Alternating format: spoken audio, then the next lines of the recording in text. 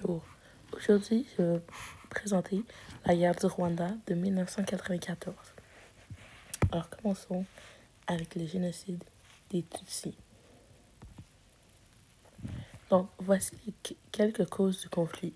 Premièrement, il y a les inégalités sociales entre les Hutus et les Tutsis qui ont créé des tensions et ainsi économiques. Il y avait aussi les manipulations politiques qui sentaient plus favorisées envers les Hutus que les Tutsis. Et l'assassinat du président Abiyarimana en avril 1994, ce qui a plus déclenché l'aspect de violence envers la guerre. Donc, les acteurs de la guerre, nous avons le Front patriotique rwandais, représenté par les Tutsis.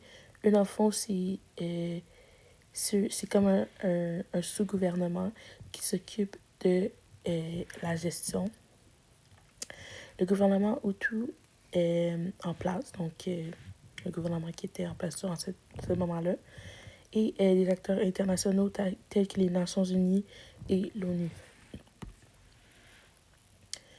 Les lieux de la guerre, c'est à la capitale Kigali du Rwanda, et d'autres régions comme Butare et Gitarama.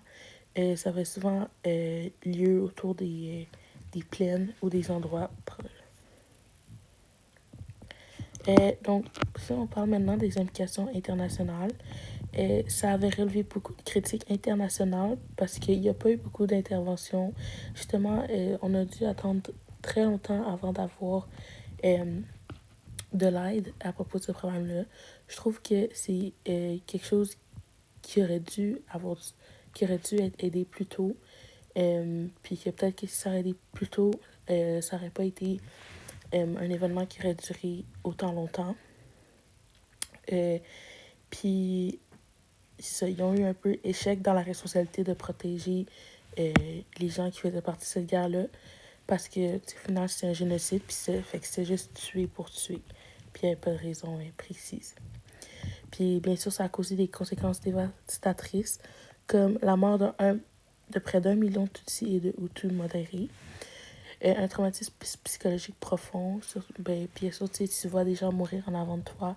C'est vraiment quelque chose qui traumatise. Les patients massifs de la population, puisqu'il y en avait qui avaient peur, puis qui ne se sentaient pas en sécurité, ils ont décidé de partir. C'est un peu comme des mouvements, exemple,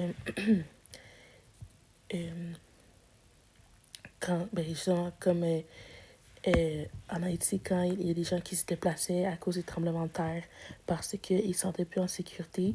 Sauf que cette fois-ci, c'est pour avoir peur de la mort, littéralement. Puis, une instabilité politique durable au Rwanda, bien sûr, il y a eu plus... puisque le gouvernement, c'est une des causes de la guerre, c'est sûr qu'il y avait une instabilité parce que là, ils ne savaient plus à qui ils pouvaient faire confiance. Les réponses humanitaires. Donc là, pour aider le Rwanda, ils ont décidé d'ajouter une assistance psychologique, des soins médicaux et des initiatives de réconciliation entre les Hutus et les Tutsis. Ça a pu marcher moyennement, mais des fois, il y a encore des conflits justement à cause de ce génocide. Puis les soins médicaux, ça a aidé ceux qui étaient blessés. Puis assistance psychologique, encore, c'est parce que des traumatismes qu'ils ont vécu. Voici une comparaison entre la guerre du Rwanda et les génocides des Juifs à la Deuxième Guerre mondiale. Donc, premièrement, la guerre du Rwanda a duré à peu près 1 an et ça fait de 800 000 à 1 million de morts, comparé à le génocide des Juifs qui a duré 4 à 5 ans, qui a fait environ 6 millions de morts, ce qui est énormément beaucoup plus. Et si on compare autour de l'aide humanitaire, du côté de la guerre du Rwanda, l'aide humanitaire était tardive. Il n'a pas trop aidé le conflit, mais il a terminé plus rapidement. Dans le fond, il a terminé en 1 an. Parce qu'ils ont quand même pu recevoir de l'aide, mais c'est un peu en retard de leur part. Puis du côté des Juifs, il n'y avait pas d'aide humanitaire à cause de l'isolation due à la guerre.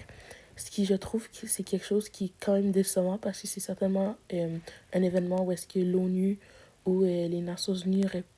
non, non, excuse-moi.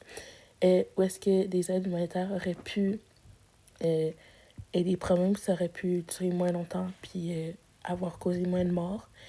Mais au moins, ils ont aidé durant la guerre du Rwanda, ce qui a fait que les casques bleus aussi, ils aient pu les aider avec les soins et tout autre. Pour éviter les conflits dans le futur et des solutions, je propose 3 pistes de solutions. Premièrement, promouvoir l'éducation sur la tolérance, parce que tout ce conflit a commencé sur justement l'intolérance, puis à la différence et des tensions. Améliorer la gouvernance, justement, si c'est des gens qui sont mécontents à leur poste ou qui ont déjà une préférence envers les Hutus ou les Tutsis, ça va créer des guerres certainement. Puis de favoriser les dialogues interethniques, parce que, ben justement, encore, ils étaient tous dans le même pays, mais c'est encore des groupes de personnes séparées qui ont causé le conflit. Donc, merci de m'avoir écouté. J'espère que vous avez pu en apprendre plus sur la guerre du Rwanda de 1994 et d'en avoir appris plus sur les lieux, les acteurs, les intérêts d'invention, les conséquences et des pistes d'action pour les prochaines comme solution.